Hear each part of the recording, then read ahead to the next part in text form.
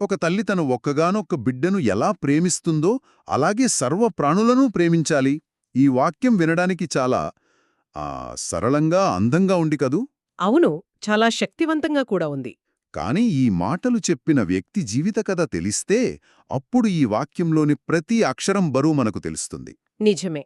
ఈరోజు మనం సోపాక థేరా అనే ఒక బౌద్ధ భిక్షువు చెప్పిన ఆ ఒకే ఒక గాథ గురించి, దాని వెనుక ఉన్న అసాధారణమైన జీవితం గురించి కొంచెం లోతుగా చూద్దాం. సరే. మన ముందున్న ఆధారం సోపాక థేర గాథ నుండి తీసుకున్న కొన్ని కీలక భాగాలు. హ్మ్. అసలీరోజు మనం దీని గురించి ఎందుకు ఇంత వివరంగా మాట్లాడుకుంటున్నామంటే, ఒక వ్యక్తి జీవితంలోని అతిపెద్ద లోటు అతని అతిపెద్ద బలంగా ఎలా మారుతుందో అర్థం చేసుకోవడానికి. ఇది చాలా ఆసక్తికరమైన విషయం. సరే, దీన్ని కొంచెం వివరంగా చూద్దాం. ముందుగా ఆ గాథ ఏమిటో మరోసారి చూద్దాం. తల్లి ఒక్కగానొక్క ప్రియపుత్రుణ్ణి మంచిని ఏ విధంగా కోరుకుంటుందో అలాగే సమస్త ప్రాణుల మంచిని కోరుకోవాలి. ఈ గాథలో వాడిన ఉపమానం అదే దీనికి ప్రాణం. 10 మంది పిల్లలున్న తల్లి ప్రేమ వేరు, ఒక్కడే కొడుకున్న తల్లి ప్రేమ వేరు. అవును, ఆ తీవ్రత వేరుగా ఉంటుంది. ఆ ఒక్కడి మీదే ఆమె ప్రపంచం ఆధారపడి ఉంటుంది. ఆ ప్రేమలో ఏకాగ్రత, పూర్తి రక్షణ, అంటే షరతుల్లేని ప్రేమ అన్నమాట. అలాంటి సంపూర్ణమైన ప్రేమను ప్రపంచంలోని ప్రతి జీవి పట్ల చూపించడం అదొక ఉన్నతమైన ఆదర్శం. అవును. అయితే నేను ఈ ఆధారాన్ని చదువుతున్నప్పుడు నన్ను పూర్తిగా ఆశ్చర్యపరిచిన విషయమేంటంటే, ఈ గాథను చెప్పిన వ్యక్తి ఎవరనేది. బహుశా ఒక రాజకుటుంబంలో పుట్టిన సిద్ధార్థుడిలాంటివారో లేదో ఒక గొప్ప పండితుడో అనుకుంటాం కదా. కాని నిజం దానికి పూర్తి వ్యతిరేకం. అలాగా? ఆయన పేరు సోపాకుడు. పాలీ భాషలో సోపాక అంటే శ్మశానంలో పుట్టినవాడు లేదా అంటరానివాడు. ఓ, ఆ పేర్లోనే ఎంత విషాదముందో. అవును, ఆయన జీవిత విషాదం మొత్తం ఆ పేరులోనే ఇమిడి ఉంది. ఇక్కడే అసలు వైరుధ్యం మొదలవుతుంది. తల్లి ప్రేమను గురించి ఇంత గొప్పగా చెప్పిన వ్యక్తి పుట్టుకతోనే తల్లి ప్రేమకు దూరమయ్యాడు. సరిగ్గా. జీవితంలో ఏది కొరవడిందో దానినే ప్రపంచానికి పంచమని చెప్పాడు. ఇది మానవ మనస్తత్వానికి, సంకల్పశక్తికి సంబంధించిన ఒక అద్భుతమైన ఉదాహరణ. నిజమే. ఇది మన విశ్లేషణలో ఒక ముఖ్యమైన ప్రశ్నను లేవనెత్తుతుంది. ఒకరి జీవితంలోని గాయం వారిని నయం చేసే శక్తిగా ఎలా మారుతుంది? ఆయన పుట్టుక కథ వింటే నిజంగా గుండె తరుక్కుపోతుంది. ఆయన తల్లి సావత్తి నగరంలో ఒక నిరుపేద.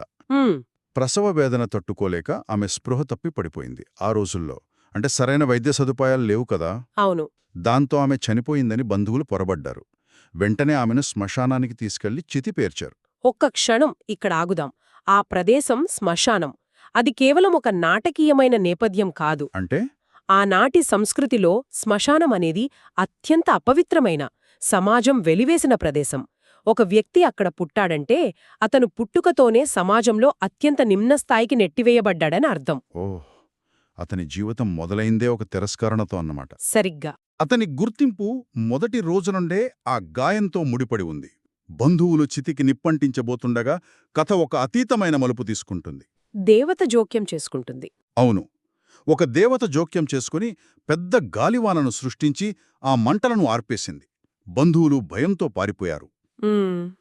ఆ తర్వాత ఆ చితిమీదే సోపాకుడు సురక్షితంగా జన్మించాడు. కాని పాపం ఆ తల్లి మాత్రం నిజంగానే కన్నుమూసింది. పుట్టుక ఒక శ్మశానంలో, తల్లి చనిపోయిన చితిమీద. ఇంతకంటే విషాదకరమైన ఆరంభం మరొకటుండదేమో. నిజంగా. ఈ అనుభవమే అతని తర్వాతి జీవితాన్ని, అతని బోధనను రూపుదిద్దడంలో కీలక పాత్ర పోషించి ఉంటుంది. ఆ తర్వాత ఆ దేవత ఆ శిశువును కాపాడి అక్కడే ఉన్న శ్మశానవాటిక కాపలాదారుడి గుడిసెలు ఉంచింది. అంటే ఆ కాపలాదారుడే సోపాకుడిని పెంచి పెద్ద చేశాడు. అవును, అలా సోపాకుడు 7 ఏళ్ల వయసుకొచ్చాడు. అప్పుడు బుద్ధుడు స్వయంగా శ్మశానానికొచ్చారు. సమాజం వెలివేసిన ఆ ప్రదేశానికి. అక్కడికే సోపాకుడిని కావడానికి వచ్చారు. బుద్ధుని కరుణ, ఆయన మాటలకు ముగ్ధుడైన సోపాకుడు పెంపుడు తండ్రి అనుమతితో బౌద్ధ సంఘంలో చేరాడు. ఇక్కడే నాకు ప్రశ్న తలెత్తింది. బుద్ధుడు ఆ పిల్లాడికి ఎన్నో విషయాలు నేర్పించి ఉండొచ్చు.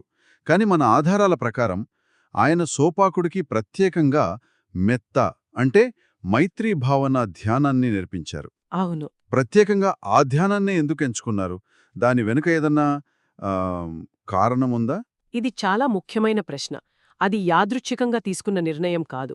అదొక రకమైన ఆధ్యాత్మిక చికిత్స అని చెప్పచ్చు. ఆధ్యాత్మిక చికిత్స అంటే స్పిరిచువల్ థెరపీ లాగానా? సరిగ్గా. ఏ బాలుడైతే తల్లి ప్రేమను ఎప్పుడూ పొందలేదో, ఏ బాలుడైతే పుట్టుకతోనే తిరస్కరణకు గురయ్యాడో అలాంటి వాడికి విశ్వవ్యాప్తమైన ప్రేమను సృష్టించే సాధనాన్నివ్వడం, అది అతని గాయాన్ని మాన్పడానికి ఒక ఖచ్చితమైన మార్గం. ఓ బుద్ధుడు అతనికి కేవలం మంచిగా ఉండమని చెప్పలేదు, తన లోతైన గాయాన్ని తన గొప్ప బహుమతిగా మార్చుకునే ఒక పరికరాన్ని అందించాడు. అంటే అతని జీవితంలో ఉన్న లోటులే పూరించడానికి ఆ ధ్యానాన్ని ఉపయోగించారన్నమాట. అద్భుతం. వ్యక్తిగత విషాదాన్ని విశ్వకరుణగా మార్చే ప్రక్రియ అది. ఇక్కడే ఆ గాథలోని మరొక పదం గుర్తుకొస్తుంది. అనువాదంలో మంచిని కోరుకోవాలి అనుంది, కాని మీరు దాని వెనుక వేరే అర్థం ఉందనన్నారు. అవును, అసలు పాలీ భాషలో వాడిన పదం కుశలీ లేదా కుశలో. దానికి అసలు అర్థం నైపుణ్యం లేదా కుశలత, స్కిల్ఫుల్నెస్ అన్మాట. నైపుణ్యమా? ప్రేమ ఒక నైపుణ్యమా? అవును, ఇది ప్రేమ అనే భావనకే కొత్త నిర్వచనమిస్తుంది. ప్రేమ అనేదే మనకు కలిగే ఒక అనుభూతి మాత్రమే కాదు, ఓ అది మనం సాధన చెయ్యాల్సిన, నేర్చుకోవాల్సిన ఒక నైపుణ్యం. ఒక సంగీత వాయిద్యాన్ని వాయించడం లాంటిది. దానికి సాధన, ఏకాగ్రత, ఉద్దేశ్యం అవసరం. అంటే నీకు మంచి జరగాలని కోరుకుంటున్నాను అని అనడం వేరు, నీ మంచి కోసం నేను నైపుణ్యంతో కృషి చేస్తున్నాను అని అనడం వేరు. ఖచ్చితంగా. ఇది ఆలోచనా విధానంలో చాలా పెద్ద మార్పు. ప్రేమ అనేది ఒక నిష్క్రియాత్మక భావన కాదు, అదొక క్రియాశీలకమైన చర్య. సరిగ్గా. సోపాకుడు చెప్పేదే అదే. ఆ తల్లి ప్రేమలో ఆ నైపుణ్యం ఉంటుంది. నిజమే. బిడ్డకు ఎప్పుడు ఆకలేస్తోందో, ఎప్పుడు నిద్రోస్తోందో, ఏది ప్రమాదమో ఆమెకు తెలుసు. ఆ ప్రేమ ఒక నిరంతర సాధన. అలాంటి నైపుణ్యంతో కూడిన ప్రేమను అందరి పట్ల పెంచుకోవాలనేది అతని సందేశం. ఈ మొత్తం కథలో సోపాకుడు ఇంత చిన్న వయసులోనే ఇంతటి పరిణితి ఎలా సాధించాడు అనే ప్రశ్న వస్తోంది. ఆధారాల్లో అతని పూర్వజన్మల గురించి కూడా ప్రస్తావన ఉంది కదా? ఉంది. అది దీనికి ఎలా సంబంధం కలిగి ఉంది? అవును, ఆధారాల ప్రకారం సోపాకుడు పూర్వజన్మలలో కూడా దానధర్మాలు చేసిన వ్యక్తి. కకుసంద బుద్ధుని కాలంలో ఆయన బుద్ధునికి పండ్లనా? అవును. అంతేకాదు, 3 భిక్షువులకు జీవితాంతం పాయసాన్నం దానం చేశాడని కూడా ఉంది. ఓ దీని మనం కార్మిక ఊపు అంటే కార్మిక్ మొమెంటం అని అనుకోవచ్చు. అతని పూర్వజన్మల పుణ్యకర్మలు అతన్ని ఈ జన్మలో సరైన మార్గం వైపు, బుద్ధుని వైపు నడిపించాయి. అయితే ఈ జన్మలో అతను ఎదుర్కొన్న కఠినమైన పరిస్థితులు అతనికి ప్రేమ యొక్క నిజమైన విలువను, దాని లోతును అనుభవపూర్వకంగా నేర్పించాయి. అంటే పూర్వజన్మ సుకృతం అతనికొక అవకాశం ఇస్తే, ఈ జన్మలోని అనుభవం అతనికి జ్ఞానాన్నిచ్చిందన్నమాట. సరిగ్గా. అతను పుస్తకాల్లో చదివి చెప్పిన మాట కాదది. జీవితంలో అనుభవించి తన గాయాన్ని అధిగమించి చెప్పిన సత్యం. అందుకే ఆ ఒక్క గాథ అంత శక్తివంతంగా ఉంది. అందుకే ఆ గాథలో ఏకపుత్తస్మిన్ అనే పదం వాడారు.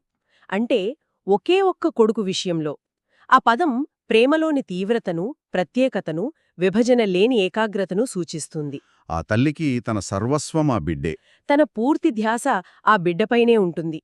సోపాకుడు మనల్ని అడుగుతున్నదేమిటంటే, అలాంటి ఏకాగ్రతతో కూడిన షరతులు లేని ప్రేమను సమస్త ప్రాణుల పట్ల చూపగలమా అని. పక్షులైనా, జంతువులైనా, మనకు నచ్చని మనుషులైనా సరే, అందరి పట్ల ఆ మైత్రీభావనను ధ్యానం చేస్తూ సోపాకుడు అతి త్వరలోనే అర్హత స్థాయిని సాధించాడని ఆధారం చెబుతోంది. అవును. అంటే పూర్తి జ్ఞానోదయం పొందాడు. మన శ్రోతల కోసం అర్హతా స్థాయి అంటే ఏమిటో కొంచెం వివరిస్తాను. బౌద్ధంలో ఇది అత్యున్నత లక్ష్యాలలో ఒకటి. రాగ, ద్వేష, మోహాలను పూర్తిగా నిర్మూలించుకున్న వ్యక్తిని అర్హతుడు అంటారు. ఓ అది సంపూర్ణమైన శాంతితో కూడిన స్థితి, పునర్జన్మ చక్రాన్ని ఆపిన స్థితి. ఒక శ్మశానంలో పుట్టి అనాథగా అంటరానివాడిగా పెరిగిన 7 ఏళ్ల బాలుడు ఆ స్థాయికి చేరడం. అది అసాధారణమైన విషయం. ఇది మానవ సంకల్పానికి, సరైన మార్గదర్శకత్వానికి ఉన్న శక్తికి నిలువుటద్దం. అద్భుతం. ఒక విషాదకరమైన పుట్టుక నుండి విశ్వవ్యాప్తమైన కరుణామూర్తిగా మారిన సోపాకుడి కథ, ఆయన చెప్పిన ఒక చిన్న గాథలోని లోతైన అర్థం మనకెంతో స్ఫూర్తినిస్తుంది. నిజంగా. ఇది కేవలం పద్యం కాదు, ఒక జీవితకాలపు అనుభవసారం. ఈ విశ్లేషణ ముగించే ముందు శ్రోతల కోసం ఒక చిన్న ఆలోచన. తప్పకుండా. సోపాకుడు సుప్పియా అనే మరో బాలుడితో కలిసి పెరిగాడని ఆధారం చెబుతోంది. వారు చిన్ననాటి స్నేహితులు అనుకోవచ్చు. సోపాకుని సూత్రం ప్రకారం సర్వజీవులను ఏకైక సంతానంలా ప్రేమించాలి. మనం ఈ సూత్రాన్ని తరచుగా అపరిచితుల పట్ల, ప్రపంచంలోని జీవుల పట్ల అన్వయించుకోవాలని అనుకుంటాం. అవును, సాధారణంగా అలాగే ఆలోచిస్తాం. కాని ఒక్కసారి ఆలోచించండి, ఈ సూత్రాన్ని మనకు అత్యంత సన్నిహితులైన వారి పట్ల, మన కుటుంబ సభ్యులు, మన స్నేహితుల పట్ల ఆచరించడమంటే ఏమిటి? ఆసక్తికరమైన ప్రశ్న. మనం ప్రేమించేవారిని కూడా కొన్నిసార్లు అంచనాలతో, షరతులతో, కోపతాపాలతో ప్రేమిస్తాం.